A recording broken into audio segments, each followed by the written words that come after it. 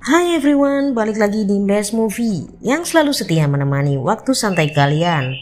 Saat ini kita akan membongkar alur cerita film India yang berjudul Gabbar is Back.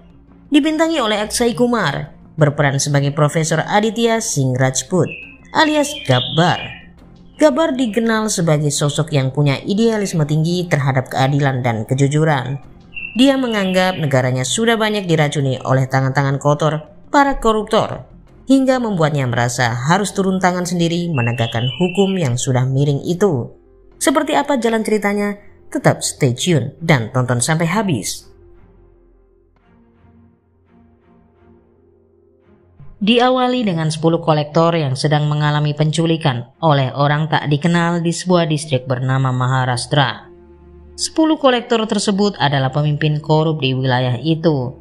Berita penculikannya langsung tersebar ke segala penjuru. Keesokan harinya, para kolektor itu berhasil ditemukan, namun satu di antaranya didapati sudah tewas tergantung di tengah kota dengan berkas dan juga CD. Polisi segera menurunkan dan mengevakuasi mayatnya. Kemudian polisi memutar CD dan membuka berkas yang terdapat pada mayat tadi. Ternyata dalam semua ini adalah Gabbar. Gabbar menghukum orang ini karena tindakan korup. Bahkan Gabbar juga menyertakan semua bukti-buktinya.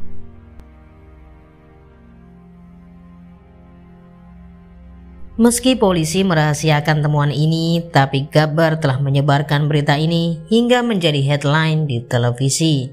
Dan kasus tersebut menjadi perbincangan publik. Di sebuah kampus nasional, terlihat seorang dosen bernama Aditya sedang mengajar fisika sambil mempraktekkan teori di depan mahasiswanya. Tiba-tiba, datang segerombolan preman yang ingin menutup kampus tersebut. Saat preman itu mendekati Aditya, si preman malah dijadikan boneka percobaan teori fisika yang sedang dibahas tadi. तीसरा फोर्स ध्यान से सुनो तुम लोग किसी भी चीज को दोनों तरफ से दबाओ और Aditya mengejar para preman yang lari tunggang langgang dan mengatakan mereka tidak akan bisa menutup kampus itu. Bahkan Aditya juga memberi jackpot tambahan pada si preman. Singkat waktu, Aditya pulang dari kampus.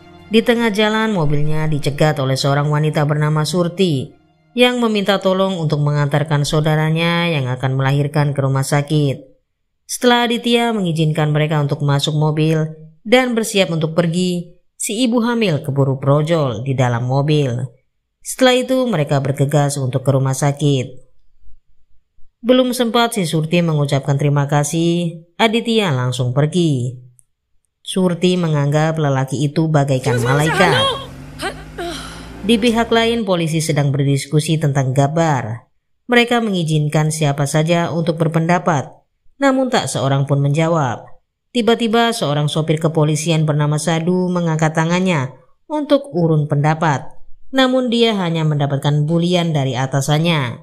Merasa diremehkan, Sadu pun keluar dari ruangan dan berencana melakukan cuti untuk mengadakan penyelidikannya sendiri. Medically इतना बड़ा सच सामने लाने के लिए एक छोटा सा उसी सलाखों के पीछे मैं लेके आऊंगा.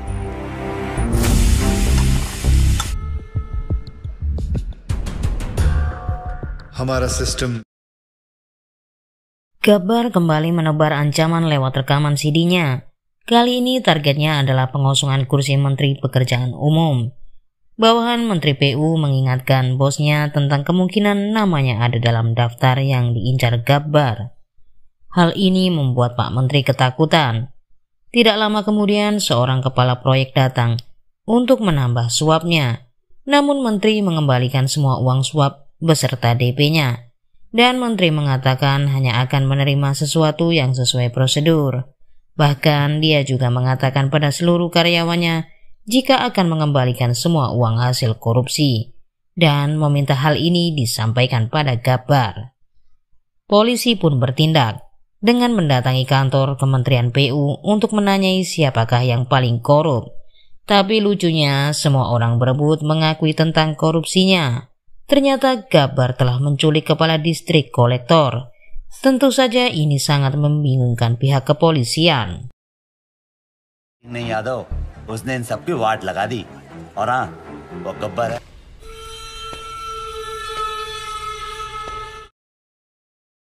Di pihak lain, Gabbar tengah menyekap kepala distrik kolektor yang bersalah karena suap sehingga aliran air yang seharusnya untuk mengairi lahan pertanian masyarakat malah dialirkan ke pabrik gula. Kepala distrik ini bertanggung jawab atas kekeringan pertanian di wilayah itu. Lalu kepala distrik ini digantung bagai jemuran di tengah kota. Media pun langsung menyiarkan berita yang semakin menggentarkan para koruptor. Sadu mulai membuat pola dengan mengumpulkan nama petugas yang jujur dan memikirkan bagaimana cara mereka dapat membuat tim yang tanggung untuk masalah ini. Aditya dan Surti mulai semakin dekat. Saat mereka tengah berjalan, tiba-tiba Surti diserempet bajai, lalu Aditya membawanya ke rumah sakit. Mereka berkonsultasi pada seorang dokter. Dokter pun menyarankan agar mereka mengikuti begitu banyak tes yang seharusnya tidak perlu. Tentu saja Aditya yang merasa itu tidak wajar langsung protes, tapi dokter malah memarahinya. Tidak sengaja Aditya mendengar percakapan dokter kandungan dan suster tentang seorang ibu yang dipaksa untuk sesar, padahal bisa melahirkan normal, agar pihak rumah sakit mendapatkan uang ekstra. Legal terms चिपकाने का। हेमा माथुर 601 ये अंकल को दे दो। Aditya melihat ada banyak kejanggalan di rumah sakit ini. Saat di kasir, dia melihat seorang ayah bersama anaknya yang sedang membayar uang administrasi untuk istrinya. Namun petugas rumah sakit malah memberi surat kematian istrinya. Pria itu histeris. Aditya alias Gabbar menjadi sangat marah. Dia menyusun rencana untuk membalas kecurangan rumah sakit itu. Aditya mendatangi sebuah keluarga yang baru saja berduka atas kematian seorang pria tua bernama Bagram. Istri Bagram memberikan klaim asuransi kematiannya pada Aditya. Lalu mereka pergi ke rumah sakit curang tadi. Dokter menyambutnya dan segera memberi perawatan yang intensif pada Bagram. Setelah dicek oleh dokter, Bagram memang sudah meninggal. Tapi mereka mulai bersandiwara dengan mengatakan Bagram bisa diobati. Aditya diminta membayar biaya administrasi dan membeli obat di apotik. Tidak berhenti sampai di situ. Dokter bahkan mengatakan jika kondisi Bagram sangat parah dan membutuhkan tindakan operasi dari dokter di luar rumah sakit yang akan menghabiskan biaya yang sangat fantastis.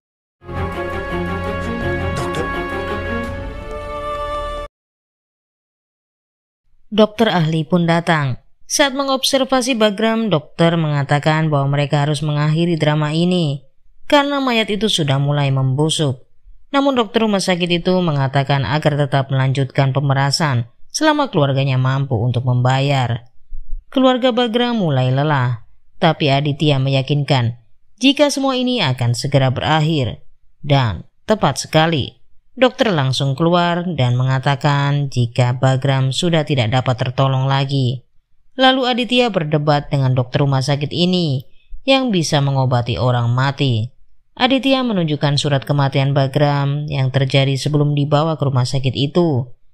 Kini Aditya gantian memeras pihak rumah sakit dengan meminta cek sebesar 500 juta rupiah bagi keluarga Bagram. Para dokter itu memanggil bosnya. Aditya meminta cek 500 juta rupiah serta 450 juta cash pada Vikas sang bos rumah sakit. Tapi Vikas malah mengkode anak buahnya untuk menghajar Aditya.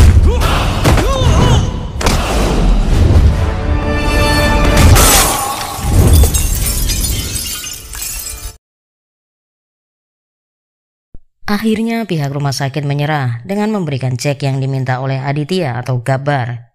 Dokter dinasihati agar tidak menipu pasien di kemudian hari, karena dokter adalah profesi yang mulia. Keesokan harinya, masa yang selama ini dirugikan datang, menggeruduk rumah sakit. Vikas yang tersulut emosi keluar dari mobilnya sambil mengacung-acungkan pistol. Masa yang sudah mengamuk mengeroyok Vikas sampai tewas. Ayah Vikas yang bernama Vijay murka dengan kematian anaknya.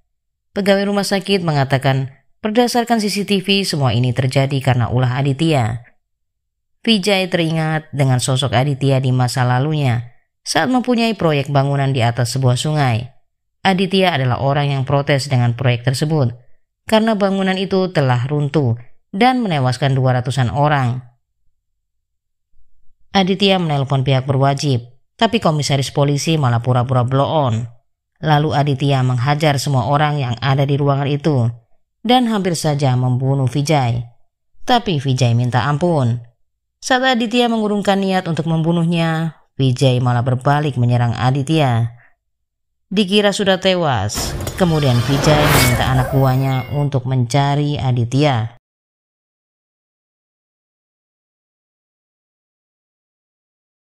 Di lain pihak, Aditya sedang meeting dengan timnya tentang rencana mereka selanjutnya. Lalu teman Aditya datang dan mengatakan jika polisi telah menunjuk Kuldev, seorang anggota CBI yang hebat, untuk memecahkan kasus Gabbar. Kuldev sedang meeting bersama para anggota polisi mengenai masalah Gabbar. Di saat bersamaan, Gabbar mengirimkan CD tentang ancaman untuk membunuh orang di hari Jumat. Masyarakat menjadi heboh dengan ancaman Gabbar ini.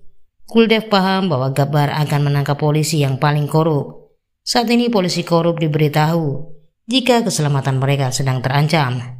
Gabbar berhasil menangkap polisi korup dan memasukkannya ke dalam peti. Saat dia akan menyiksa polisi ini, tiba-tiba Surti datang memergoki. Lalu Gabbar menceritakan segalanya pada Surti. Kemudian datang pemuda bernama Govin yang mengatakan jika Gabbar telah menjadi trending karena aksinya yang bagaikan pahlawan. Tapi ternyata ayah Govin masuk dalam daftar orang terkorup. Govin pun mengatakan siapapun boleh dibunuh sesuai dengan perbuatannya. Sir हम एक ऐसी जंग लड़ रहे हैं जिसमें हमारे पास सिर्फ म्यान है. Kembali ke pihak polisi yang sedang meeting. Sadhu datang menyela dengan mengatakan jika mereka tidak akan bisa menangkap Gabbar karena Gabbar memiliki misinya sendiri. Meski polisi lain meremehkan Sadhu, tapi Kuldev tetap mendengarkan pemaparannya. Kuldev memuji Sadhu dengan mengatakan Sadhu telah memecahkan kasus ini sebanyak 90%. Singkat waktu, pihak kepolisian mendatangi kampus nasional. Namun lautan mahasiswa mencegat dan melarang mereka masuk. Polisi mundur, tapi tetap akan menangkap anak buah Gabbar yang telah didata oleh Sadhu. Di pihak lain, Vijay telah menangkap 10 pejabat yang jujur. Setelah itu, Vijay membunuh salah satu di antara mereka dengan menendang dari atas gedung.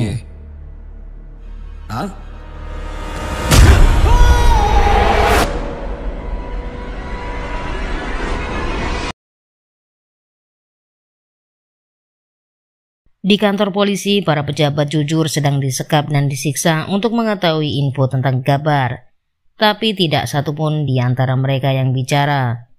Lalu Sadhu memberitahu bahwa Gabbar pasti mengincar Vijay, karena Vijay telah membunuh pejabat yang jujur. Sesuai pendapat Sadhu, Gabbar memang merencanakan membunuh Vijay di pesta ulang tahunnya. Karena itu, polisi mengawal si Vijay di acaranya. Saat itu mereka semua menggunakan topeng wajah Vijay, dan Vijay pun berhasil diculik.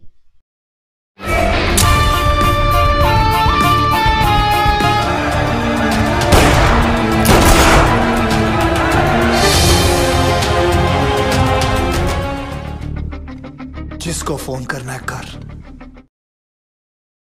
Gabbar menyuruh Vijay untuk menghubungi 3 orang penting yang dikenalnya.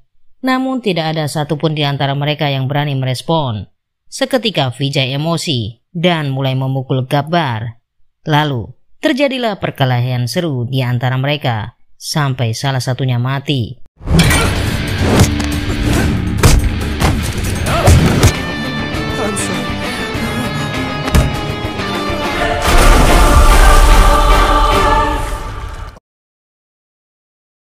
Esok harinya Gabbar menyerahkan diri pada polisi serta mengakui semua perbuatannya. Atas aksinya selama ini, Gabbar diganjar vonis mati di pengadilan. Masyarakat pun datang berbondong-bondong di tempat eksekusi. Mereka meminta Gabbar dibebaskan. Lalu Gabbar keluar dari mobil tahanan dan menenangkan warga serta memberikan wejangan terakhirnya pada pendukung yang didominasi oleh mahasiswa. Kemudian film ini ditutup dengan hukuman gantung bagi Gabbar, ending yang sangat tidak adil bagi nilai-nilai keadilan. Sampai di sini dulu alur ceritanya. Terima kasih sudah menonton.